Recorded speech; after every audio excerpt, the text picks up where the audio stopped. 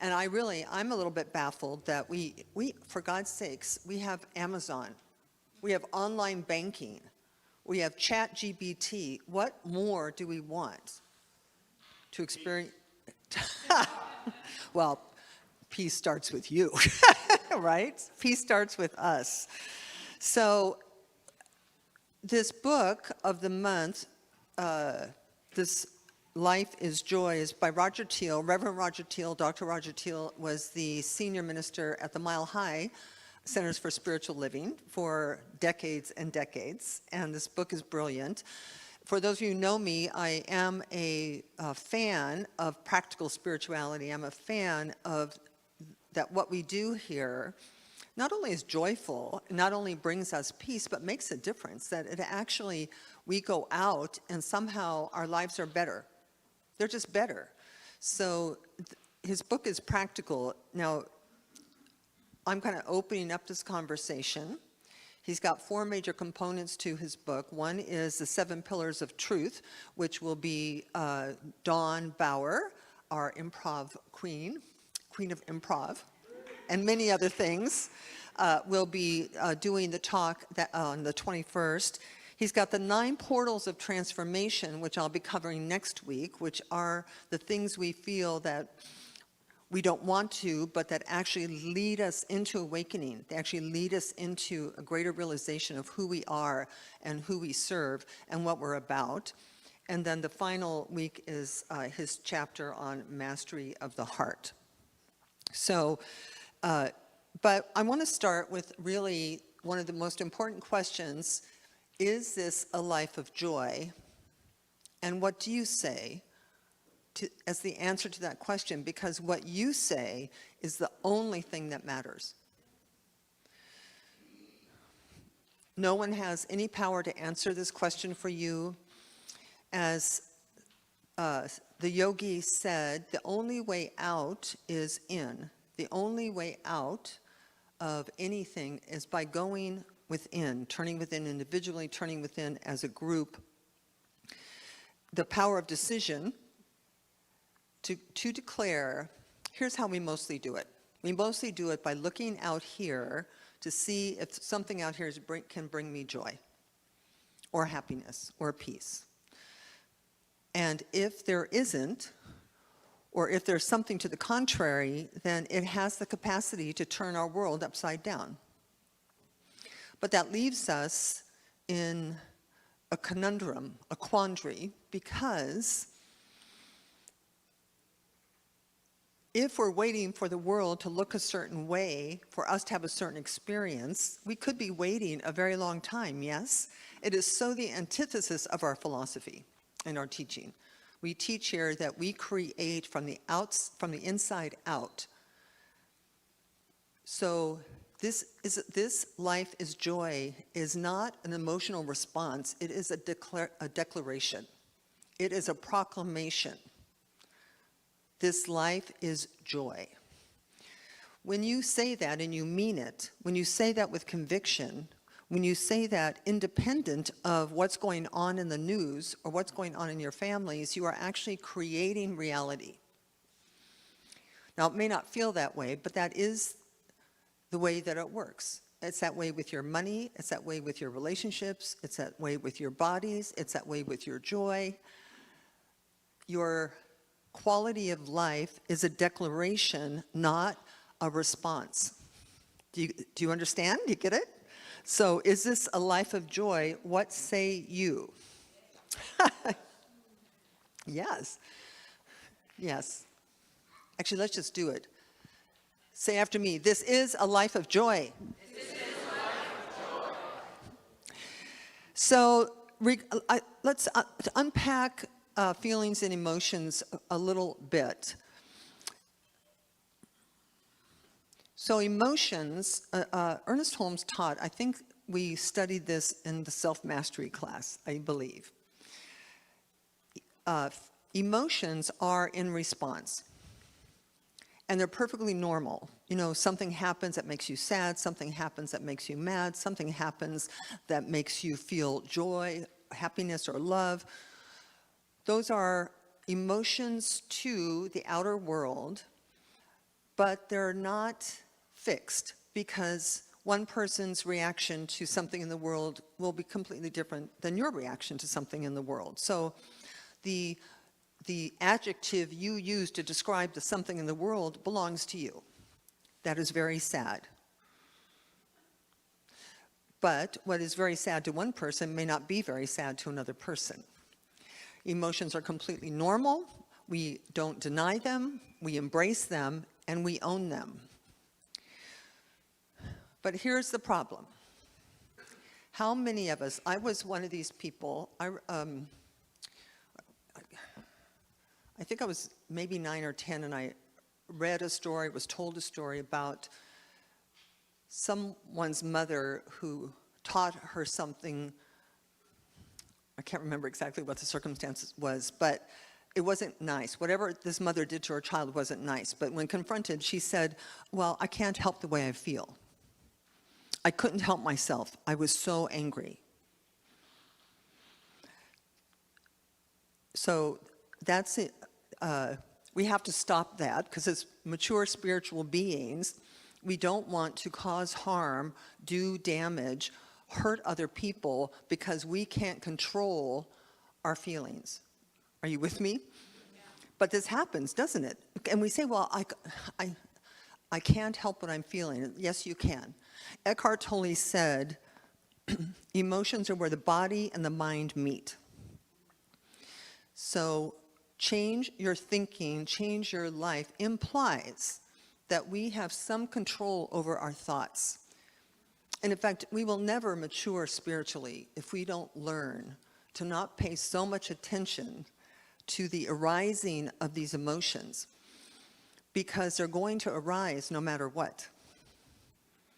Because of your upbringing, because of your culture, because of how you were taught, because of your medications, I don't know.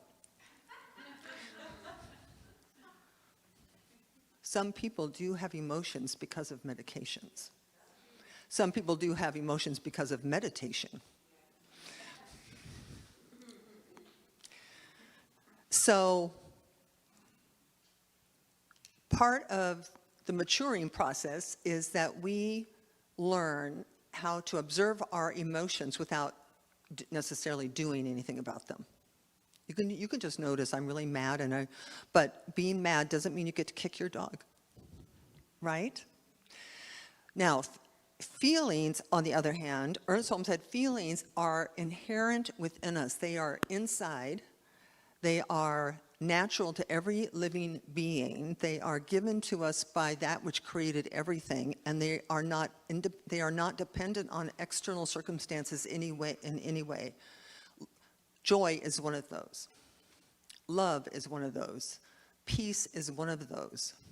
They are internal feelings of the spirit, and you are a spirit, therefore they are yours, independent of what's going on in the world. So, one practical way of approaching your emotional feeling life is it's not either or. It's not either one or the other. I'm sad, not joyful. I'm mad, not at peace. It's really more both and. They can both exist at exactly the same time. I remember when my mother was dying, and it was probably I was already a minister, and my grief was untouchable. And my joy was equally as untouchable. And it was a very interesting juxtaposition to be in so much sadness and to be in so much joy. And not that I was joyful about her dying, but I'm just it wasn't either or. So notice as you move through your any given hour, and just watch, oh, I'm bored, I'm happy, I'm disappointed, I'm sad, oh, I'm really joyful. All day long, right? Really, all day long. So get very good at get very good at observing, because you can control your feelings. F. Scott Fitzgerald said, "The test of a first-rate intelligence is the ability to hold two opposing ideas in mind at the same time and still retain the ability to function." And it's almost like watching the news, and you're watching the news and there's oftentimes so much emotions going on, right? So many emotions, so much fear, so much horror, or so much something, and still hold within your mind that it can change and that we can see it differently, that we can cause it to be different. Those are two opposing ideas. It's not either or, it's both and. Both and. So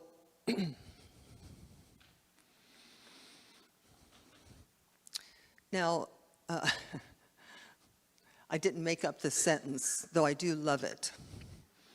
So my friend, Reverend Grace Lovejoy, that was her name, Grace Lovejoy. I met her in 2003 when she walked into the Agape Institute for Spiritual Living. She had purple hair, 2003, purple hair. She was probably in her 40s. And she walks in, she sits down at my desk, she goes, "I just had a double lung transplant and I'm here to become a minister." It's like, okay, let's do it. So she enrolled in the Agape Institute for Spiritual Studies, and she did become a minister, and she's been a minister for 25 years. And she recently passed. And I was watching her final talk at the church in Santa Cruz. And she said this sentence, "Don't get hung up on the Tupperware."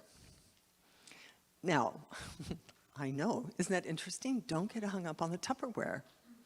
Well, what she meant was, in our teaching, and by the way, she was dying. That was, her last talk was 5 weeks ago, and she's now gone. She's now transitioned. She had an oxygen tank with her, right? So her lungs, I'm pretty sure her donated lungs, just decided to go, that they were done. But she said, so she's talking, she said, we're not our bodies. We're not our bodies. Don't get so hung up on the Tupperware. That your body is the container for your spirit, for that part of you which is eternal and birthless and deathless and changeless. So, I would say you're so much more than a sausage encased in skin, right? Then you're more than a bag of bones. She said, don't get hung up on the Tupperware. Roger Teal says about spirituality, he says, spirituality is not a religion or a doctrine, but rather awareness, rather connection, rather intentional living. Intentional living, meaning choosing your next response, choosing your next step, not being whipped around by external things, but being moved around by internal things. And also alignment with universal principles. You and I, we are points of light in a field of light. And the world will be to us what we are to the world. So when your emotions are triggered, you just must own them, which is not a hard thing to do, really, to say, I'm responsible for my happiness. I'm responsible for my anger. I would say in most cases, sometimes we don't even know why we're mad or why we're sad. Those things just arise, and it's complicated because we have, because we are birthless, deathless spirits. We've probably been around the cosmos and back 1 billion times. And here we are so firmly, by choice, by the way, by choice, we decided to get into the Tupperware so that we can experience this planet, this beautiful experience of ups and downs and the roller coasters. But the truth is, you would not have it any other way. You would not have it in that. You don't want a 100% blissed out, peace-filled, joy-filled existence. If you wanted that, you would have stayed where you were. But you didn't. You decided to come here. And here, what comes here with you, what comes with the here that you're coming to, is the development, the experience of living, all of it, the high highs, the low lows, that this is good, this is bad, this is right, this is wrong. And it seems to me, in my ripe old age, that our whole purpose is to awaken to the truth that has already been. That you're not really here to learn anything, to get anything. We're kind of in the process of undoing, washing off the dirt and grit of this journey. I've said this, made this quote many times incorrectly, I do believe, but this is, well, is ChatGPT ever wrong? Is it? Okay, well, maybe this is wrong then too.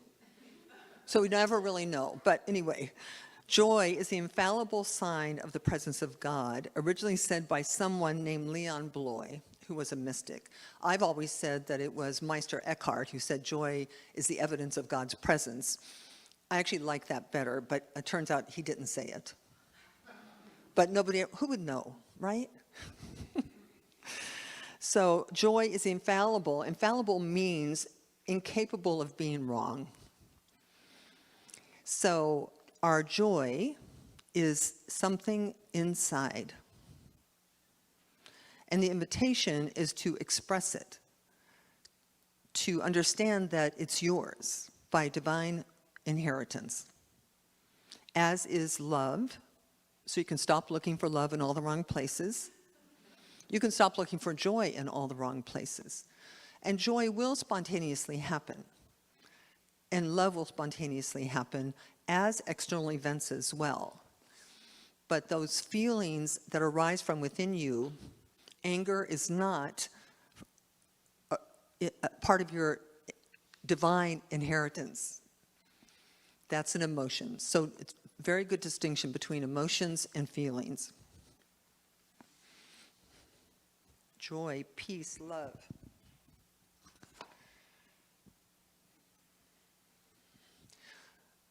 The world is full of grace and wonder. Paradise is not absent, it is merely unnoticed. So the invitation, as we move into this month of sowing seeds of joy, is to begin to declare, by virtue of declaration, declare joy as the activity of your life experience. Because when you do, you will create joy. You will notice joy. But this is true for everything. You can declare love, whether anyone loves you or not, is beside the point. You are love. Whether anyone brings you joy or not is beside the point. You are joy. And who you are is creative. So you are creators creating your life experience one moment at a time.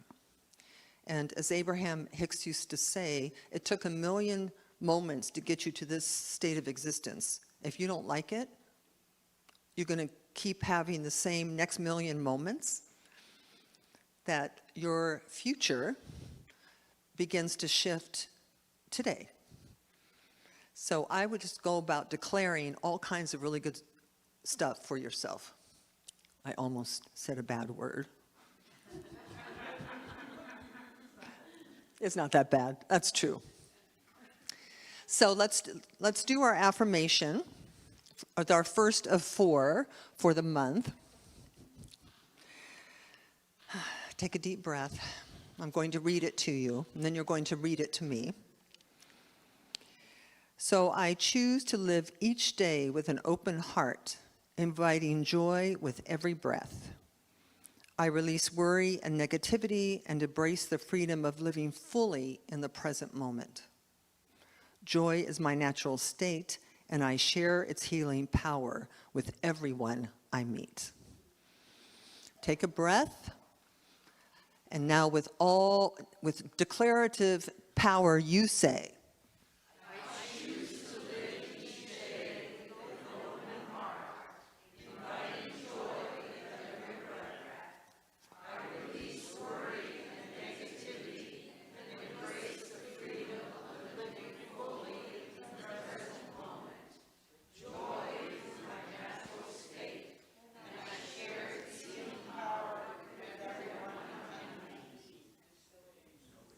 beautiful. All right, let's take a moment for prayer, a moment for anchoring in consciousness, a moment for convincing ourselves on the inside. So we pray not to receive something from a reluctant deity.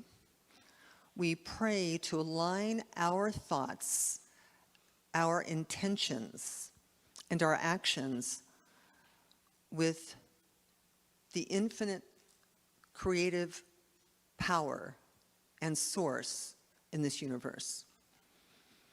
We align our thoughts in the awareness that the gifts have already been given, that they're not out there, they're in here. We are made of God's stuff. And even though we may not be all that God is, all that we are is divine. And so it is from that place of connection, that place of unity, that place of oneness, that place of knowing that we are maintained and sustained by a living presence,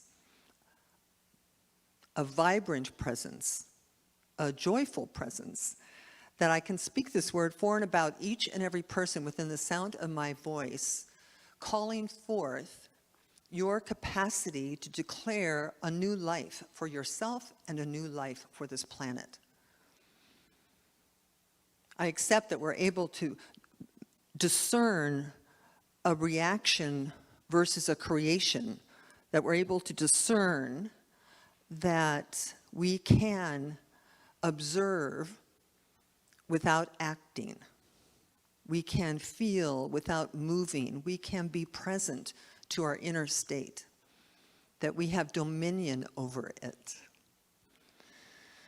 And what I know is that as we live more loving, peace-filled, joy-filled lives, that we affect everyone around us and everyone not around us, that we actually add to the atmosphere that the entire cosmos is breathing. And so what I know is that we choose to permeate that atmosphere.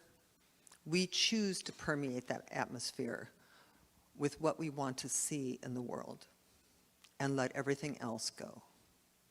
And so I'm grateful. I'm grateful that we have this capacity to choose, to see, to observe, to know, to create. I'm grateful to be a part of us all creating a generation of people who are joy-filled and contented and happy with all of our conveniences and comfort. For all, it was all meant to be that way to begin with.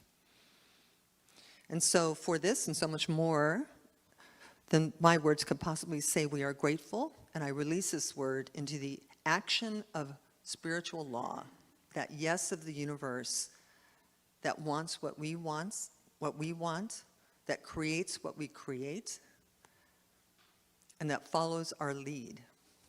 And so I know that we can leave this time of prayer expecting and accepting the demonstration of the word.